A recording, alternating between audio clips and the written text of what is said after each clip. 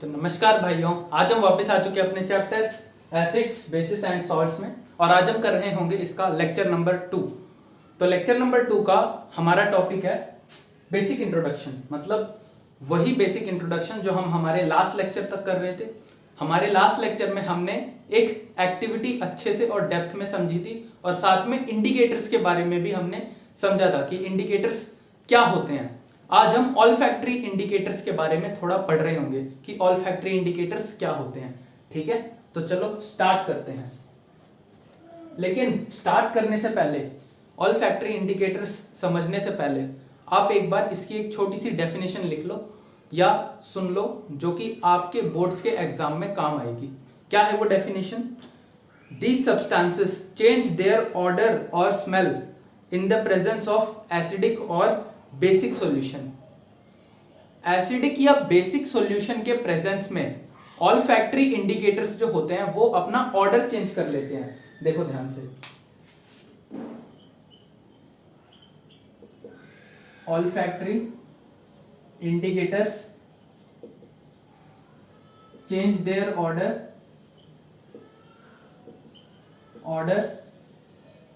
in the presence of acidic और basic solution. Acidic या basic solution के presence में ये अपना ऑर्डर चेंज कर लेते हैं। अब ऑर्डर चेंज करने का क्या मतलब है? ये ऑर्डर की स्पेलिंग गलत है, ये है ऑर्डर का मतलब है ये अपनी खुशबू चेंज कर लेते हैं, जो हमें इनकी स्मेल आ रही होती है।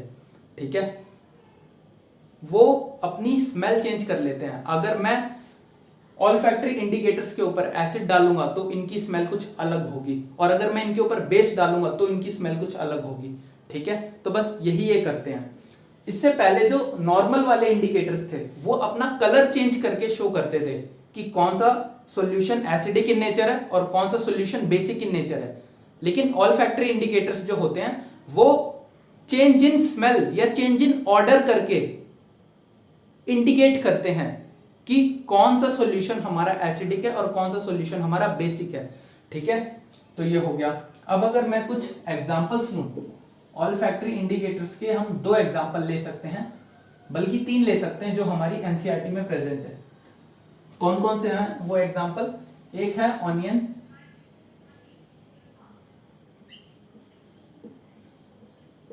ठीक है, दूसरा है क्लोव ऑयल, और तीसरा है वेनिला। ये 3 होते हैं ऑल्फैक्टरी इंडिकेटर्स के एग्जांपल। अभी हम हमारी एक्टिविटी 2.2 परफॉर्म करेंगे। एक्टिविटी 2.2 में हम इन तीनों ही ऑल्फैक्टरी इंडिकेटर्स की हेल्प से डिटरमाइन करेंगे कि ये इंडिकेटर्स किस प्रकार हमें डिटरमाइन करके बताते हैं कि कौन सा सॉल्यूशन एसिडिक है और कौन सा सॉल्यूशन बेसिक है। अभी हम देखते हैं एक्टिविटी 2.2, उसे थोड़ा डेप्थ में डिस्कस कर रहे होंगे हम। तो चलो शुरू करते हैं एक्टिविटी 2.2, जो कि हमारी एनसीईआरटी की किताब में दे रखी है। तो अब एक्टिविटी 2.2 में क्या है?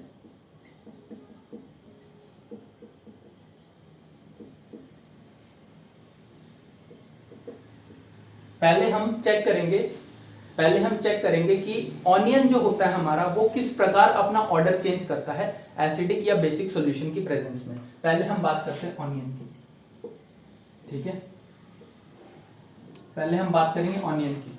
तो चलो देखते हैं। इसमें हमने क्या करा कि हमने एक बैग ले लिया, ठीक है, एक कपड़े का बैग ले लिया बड़ा सा, और उस बैग में क्या करा, कुछ प्याज काटी। प्याज छोटे छोटे टुकड़ों में हमने प्याज को काटा और उस बैग में डाल दिया।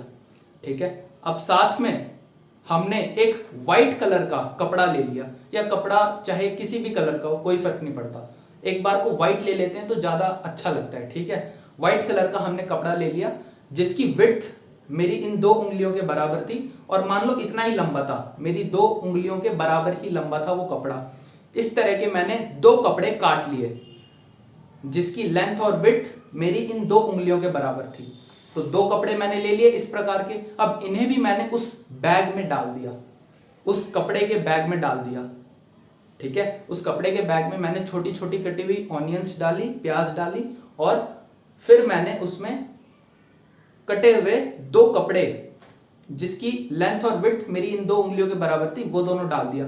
अब ये दोनों चीजें डाल के उस बैग में मैंने उसको टाइटली अच्छे से पैक कर दिया या बंद कर दिया, और उसके बाद मैंने इस बैग को उठा के फ्रिज में रख दिया, ठीक है, फ्रीजर में रख दिया, और रात के टाइम रखा। पूरी रात मैंने इसे रखे रहने दिया। अब पूरी रात जब वो बैग फ्रीजर के अंदर रखा रहा तो हुआ क्या कि जो ऑनियन की जितनी भी स्मेल थी या ऑनियन का जितना भी ऑर्डर था वो सब उन क्लोथ्स में आ चुका है, उन कपड़ों में आ चुका है। जो वो 2 कपड़े थे ना जो हमने रखे थे, ये 2 कपड़े जो मैंने एक बैग में डाल के रखे थे ऑनियंस के साथ, ये कटी हुई ऑनियंस थी यहाँ पे, ठीक है। तो ये दोनों जो कपड़े हैं या ये दोनों जो छोटे से क्लोथ्स हैं, इनमें अब ऑनियन की सारी स्मेल चली गई होगी, क्योंकि ये पूरी रात रखे थे, ठीक है। ये दोनों कपड़े कटी हुई प्याजों के साथ पूरी रात रखे हुए थे, वो भी फ्रिज के अंदर।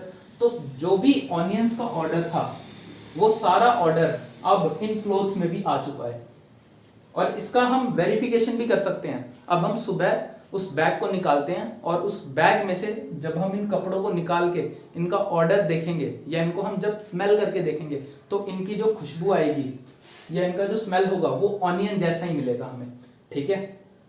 तो अब मैं मेरे इन दोनों कपड़ों को एक ऑल्फैक्टरी इंडिकेटर की तरह यूज कर सकता हूं, क्योंकि सारा ऑनियन का ऑर्डर या सारा कटी हुई ऑनियंस का जो ऑर्डर है वो अब इन कपड़ों को भी मिल चुका है, ठीक है। तो ये हो गया। अब मैंने क्या करा कि मैंने एक अच्छी सी साफ सरफेस ली। अच्छी साफ सरफेस का क्या मतलब है, मान लो मैंने एक चाइना डिश ले ली, एक चाइना डिश ले ली मैंने। चाइना डिश को मैंने अच्छे से साफ कर लिया, ठीक है। और मैंने आपको बता ही रखा है कि चाइना डिश क्या होती है, और चाइना तो वैसे भी हमारा दुश्मन है, पर ठीक है यार, मजबूरी में इसका नाम लेना पड़ रहा है। तो चाइना डिश को क्या करा हमने, अच्छे से साफ कर लिया। साफ करने के बाद हमने इसे अच्छे से सुखा दिया, और 2 चाइना डिश ली, दोनों को साफ करा, अच्छे से सुखा दिया।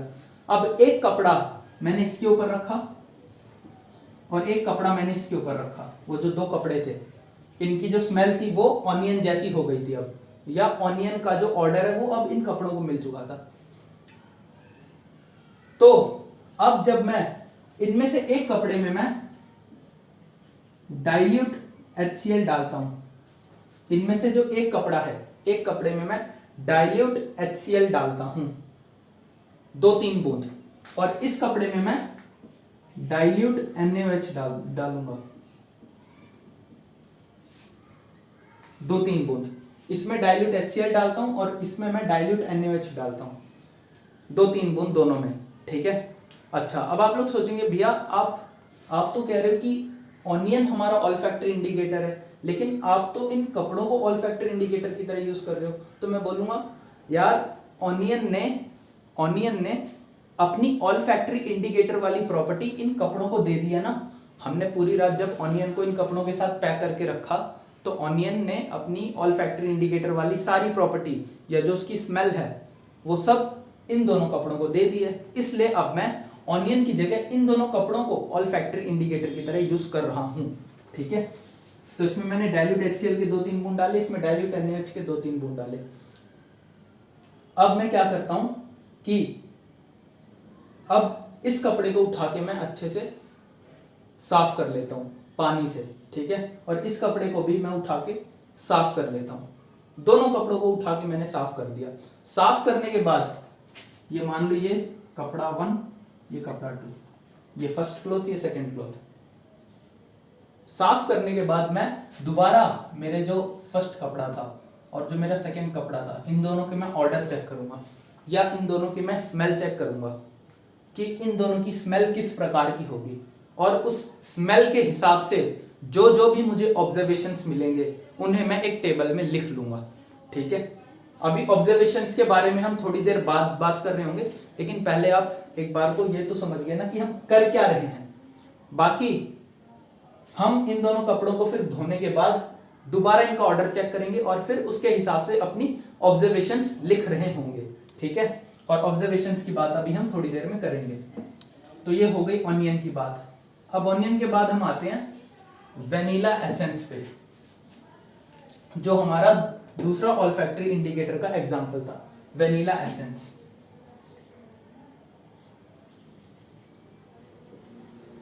Vanilla essence. अब आप लोग सोचेंगे भैया ये वेनिला क्या होता है? वेनिला को हम जनरली हमारे फूड में मिला के, मतलब हमारे फूड की शान और शोभा बढ़ाने के लिए हम वेनिला का यूज कर रहे होते हैं। ये इसकी जो स्मेल होती है वो बेसिकली एक फ्रेग्रेंस जैसी होती है, मतलब खुशबूदार स्मेल होती है वेनिला की, ठीक है। तो ये हो गया हमारा वेनिला। अच्छा, अब आप लोग बोलेंगे ये एसेंस का क्या मतलब है? एसेंस का मतलब है तत्व। एसेंस का मतलब होता है तत्व। मतलब यहां मैं वेनिला का एक छोटा सा हिस्सा लूंगा, मुझे ज्यादा वेनिला की जरूरत नहीं है, मुझे बस थोड़े से वेनिला की जरूरत है यहाँ। इस कारण मैं यहाँ वेनिला एसेंस लूंगा, यानी वेनिला का एक छोटा तत्व लूंगा या वेनिला का एक छोटा सा हिस्सा लूंगा, ठीक है। कई लोगों को ये पता ही नहीं चलता जिंदगी में कि एसेंस का मतलब क्या होता है, क्योंकि मुझे खुद भी नहीं पता था। मुझे भी 12th में आके पता लगा कि एसेंस का क्या मतलब होता है, ठीक है। एसेंस का मतलब होता है तत्व या छोटा सा हिस्सा। तो ये हो गया। अच्छा, अब हम एक्टिविटी 2.2 का पार्ट 2 एक्सपेरिमेंट परफॉर्म करते हैं। ये हमारा एक्टिविटी 2.2 का सेकेंड पार्ट है, जिसमें हम वेनिला जो हमारा ऑल्फैक्टरी इंडिकेटर था, इसको हम टेस्ट करेंगे कि ये किस प्रकार हमें एसिडिक सॉल्यूशन और बेसिक सॉल्यूशन में डिफरेंस बताता है, ठीक है, कि किस प्रकार हमें ये एसिडिक और बेसिक सॉल्यूशन में डिफरेंस बताता है। तो अगर इनिशियली आप वेनिला एसेंस को या सिर्फ वेनिला को अगर आप सूंघ के देखते हैं तो आपको पता लगेगा कि जो इसका ऑर्डर होता है, इसका ऑर्डर प्लेजेंट, इसकी जो स्मेल होती है वो प्लेजेंट स्मेल होती है, या इसका प्लेजेंट ऑर्डर होता है, मतलब बड़ी खुशबूदार स्मेल दे रहा होता है ये हमें, ठीक है। तो अब हम क्या करेंगे कि मैंने दो टेस्ट ट्यूब लिए, एक टेस्ट ट्यूब ये रहा, एक टेस्ट ट्यूब ये रहा। इस टेस्ट ट्यूब में मैंने डाल दिया डाइल्यूट HCl और इस टेस्ट ट्यूब में मैंने डाला डाइल्यूट NaOH, ठीक है। अब मैं क्या करूंगा कि डाइल्यूट HCl वाला जो टेस्ट ट्यूब है इसमें 2-3 बूंद वेनिला एसेंस डाल दूंगा, और जो डाइल्यूट NaOH है इसमें भी मैं 2-3 बूंद वेनिला एसेंस डाल दूंगा, और दोनों में मैं 2-2, 3-3 बूंद वेनिला एसेंस डालने के बाद इनकी स्मेल को दोबारा देखूंगा कि अब इन दोनों की स्मेल कैसी हो गई है, ठीक है। अब इनका ऑर्डर कैसा हो गया है, तो मैं दोबारा चेक करूंगा कि अब इनका ऑर्डर कैसा हो गया है वेनिला एसेंस डालने के बाद, ठीक है। तो ये हो गया, और इसके बाद हमें जो जो भी ऑब्जर्वेशंस मिलती हैं वो हम कहीं पे नोट कर लेंगे, और हमें क्या ऑब्जर्वेशंस मिलती हैं वो अभी हम थोड़ी देर में उसके बारे में बात कर रहे होंगे। तो ये हो गया हमारा वेनिला एसेंस।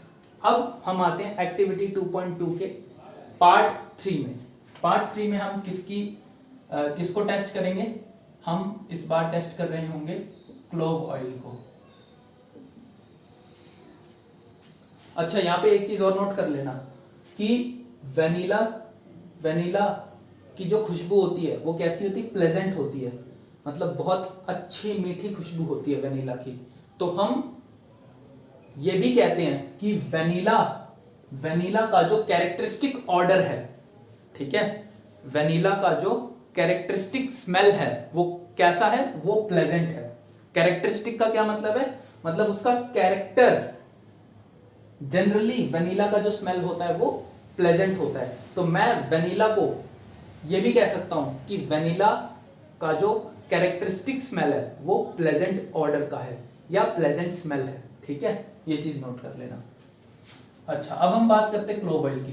तो क्लोव ऑयल में हम क्या करते हैं कि पहले ये नोट कर लो कि क्लोव ऑयल का भी कुछ ना कुछ कैरेक्टरिस्टिक स्मेल होता है।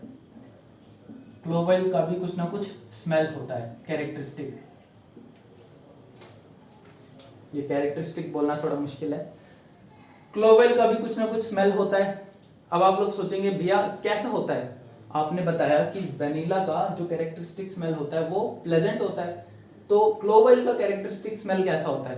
तो मैं बोलूँगा यार ये थोड़ा आप लोग सर्च करो, थोड़ा गूगल में सर्च रिसर्च करके आप लोग पता लगाओ कि वेनिला की कैरेक्टरिस्टिक स्मेल कैसी होती है। ठीक है, जैसी भी होती है हम मान लेते हैं कि इसकी कुछ ना कुछ एक कैरेक्टरिस्टिक स्मेल है। ठीक है, अब मैं यहां भी क्या करता हूं, 2 टेस्ट ट्यूब लेता हूं। इस टेस्ट ट्यूब में मैं डालता हूं डाइल्यूट HCl, इस टेस्ट ट्यूब में मैं डालता हूं डाइल्यूट NaOH। तो मैंने पहले क्या करा था कि मैंने इनिशियली क्लोव ऑयल की स्मेल ले ली, इसकी कुछ ना कुछ कैरेक्टरिस्टिक स्मेल थी या ऑर्डर था। अब मैंने क्लोव ऑयल को 2-2 3-3 बूंद उठा के इन दोनों टेस्ट ट्यूब्स में डाल दिया। इन दोनों टेस्ट ट्यूब्स में डालने के बाद मैंने इन दोनों टेस्ट ट्यूब्स की स्मेल को चेक करा या इन दोनों टेस्ट ट्यूब्स के ऑर्डर को चेक करा, और जो भी मुझे ऑब्जर्वेशंस मिली उन्हें मैंने कहीं पे नोट कर लिया।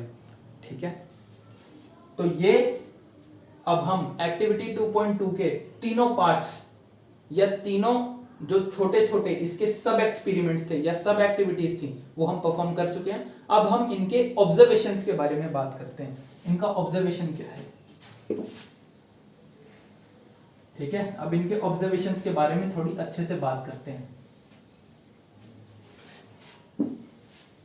कि इनका ऑब्जर्वेशंस क्या होता है।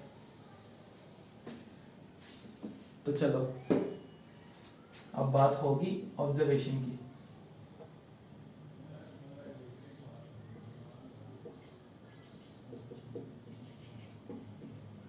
तो ऑब्जर्वेशन में पहले हम बात करते हैं जो हमारे ऑनियन क्लॉथ थे, उनको हम ऑनियन क्लॉथ कह सकते हैं। ठीक है, इसके ऑब्जर्वेशंस के बारे में बात करते हैं। तो अगर मैं इसके ऑब्जर्वेशन के बारे में बात करूं तो होता क्या है, the smell of onion can't be detected when they are treated with base. यानी कि जिस ऑनियन क्लॉथ को या जिस ऑनियन क्लॉथ को मैं बेस के साथ ट्रीट कर रहा था, जिसके ऊपर मैंने डाइल्यूट NaOH डाला था, मुझे इसकी खुशबू का कुछ पता नहीं लगेगा। मतलब पहले मुझे इस क्लॉथ की जो खुशबू थी या जो इसका ऑर्डर था वो कैसा था, वो प्याज वाली खुशबू आ रही थी मुझे इस कपड़े की। लेकिन जब मैं इसके ऊपर डाइल्यूट NaOH मैं जब डाल दूंगा डाइल्यूट NaOH, तो मुझे इस क्लॉथ का कोई ऑर्डर नहीं आएगा, मुझे इसकी कुछ भी खुशबू नहीं मिलेगी, कोई भी स्मेल नहीं आ रही होगी इस क्लॉथ से अब। ठीक है, और अगर वही मैं बात करता हूं, मैंने जिस ऑनियन क्लॉथ के ऊपर डाला डाइल्यूट HCl, तो अब अगर मैं इस क्लॉथ के ऑर्डर को चेक करता हूं या इस क्लॉथ के अगर मैं स्मेल को चेक करता हूं, तो मुझे पता लगेगा कि इसका जो स्मेल है वो प्याज जैसा ही है। मतलब जैसे प्याज का होता है वैसा ही है। याद है आप लोगों को जब हमने ये शुरू करा था, ये ऑनियन क्लॉथ वाला जब सब एक्टिविटी हमने शुरू करी थी, तो मैंने आपको बोला था कि पूरी रात बैग में कटी हुई प्याज और इन क्लोथ्स को रखने के बाद जब हम सुबह निकालेंगे इन क्लोथ्स को, तो पहले हम इनका ऑर्डर चेक करेंगे। ठीक है, निकालने के बाद हम पहले इनका ऑर्डर चेक करेंगे, उसके बाद हम इन्हें चाइना डिश के ऊपर रखेंगे या चाइना डिश को अच्छे से साफ करके हम इन क्लोथ्स को चाइना डिश के ऊपर रखेंगे। ठीक है, तो पहले आपने इन दोनों क्लोथ्स की स्मेल ली या पहले आपने इन दोनों क्लोथ्स का ऑर्डर पता किया। तो कैसा था इनका ऑर्डर, प्याज जैसा था, जैसे प्याज की स्मेल होती है वैसा ही था इन दोनों का ऑर्डर। तो जब मैंने इस क्लॉथ में डाइल्यूट NaOH डाला तो इसका ऑर्डर खत्म हो गया, इसकी स्मेल खत्म हो गई। लेकिन वही मैं बात करता हूं इसकी, जिस क्लॉथ में मैंने डाइल्यूट HCl डाला था उसका ऑर्डर वैसा ही था जैसे पहले था। मतलब इसकी जो खुशबू है वो मुझे वैसी ही मिलेगी जैसे मैंने इनिशियली चेक करी थी। ठीक है, बैग से निकालने के बाद जब मैंने इस क्लॉथ को चेक करा था उस टाइम भी प्याज वाली स्मेल थी, अब भी प्याज वाली स्मेल ही मिलेगी मुझे। कोई चेंज नहीं होगा। तो हम यहां से पता लगा सकते हैं कि जो एसिड होता है, एसिड ऑनियन की स्मेल को खत्म नहीं करता, लेकिन वहीं अगर मैं बात करूं बेस की, तो बेस जो होता है वो ऑनियन की स्मेल को कंप्लीटली खत्म कर देता है, या वो ऑनियन के ऑर्डर को कंप्लीटली खत्म कर देता है। ठीक है, तो ये हो गई ऑनियन की बात। अब अगर हम बात करते हैं सेकंड वेनिला एसेंस की, अगर हम बात करते हैं वेनिला एसेंस की, ठीक है, तो वेनिला एसेंस में क्या होता है कि इसकी जो स्मेल होती है वो प्लेजेंट होती है। ठीक है, तो ध्यान से देखना, base destroys the characteristic smell of vanilla, the characteristic smell of vanilla। ठीक है, जो बेस होता है, बेस जो होता है वो वेनिला की कैरेक्टरिस्टिक स्मेल को डिस्ट्रॉय करता है। मतलब अगर मैं यहां पे जो मैंने टेस्ट ट्यूब लिया था, ठीक है, उस टेस्ट ट्यूब में मैंने क्या डाला था, डाइल्यूट NaOH, और डाइल्यूट NaOH के ऊपर मैंने डाला था वेनिला का एसेंस। तो अगर मैं उस टेस्ट ट्यूब के ऑर्डर को देखूंगा तो मुझे उसका कोई भी स्मेल नहीं मिलेगा।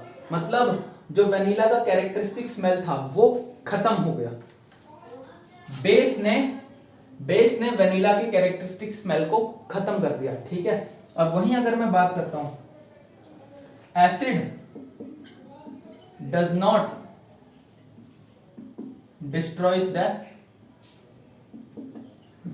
The characteristic smell of vanilla, characteristic smell of vanilla.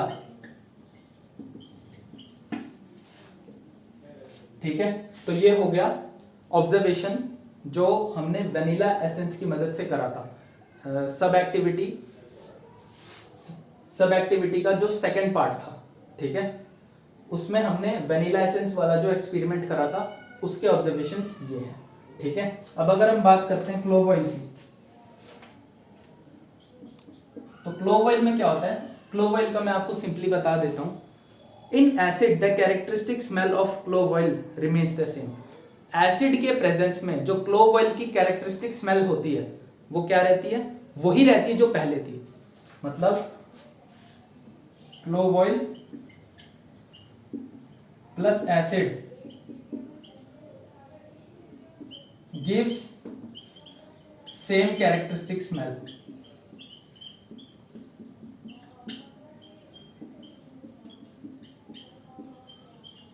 Clove oil acid के प्रेजेंस में अपनी वही कैरेक्टरिस्टिक स्मेल देता है जो वो पहले दे रहा था।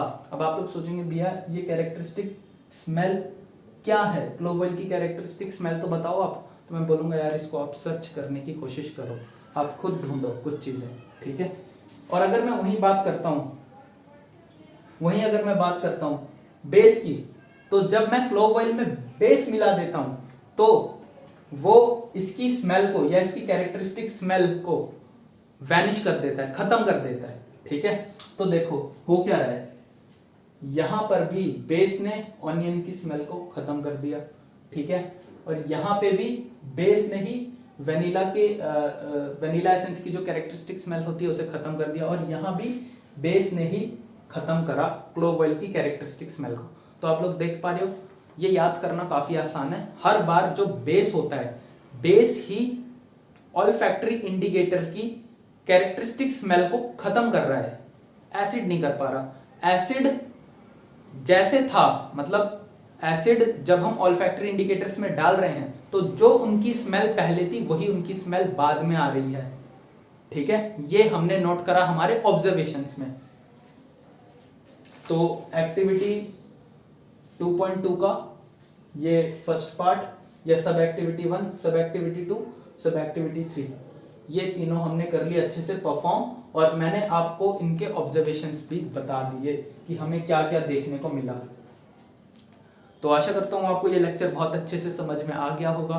बाकी बातें हम कर रहे होंगे हमारे नेक्स्ट लेक्चर में, तब तक के लिए थैंक यू।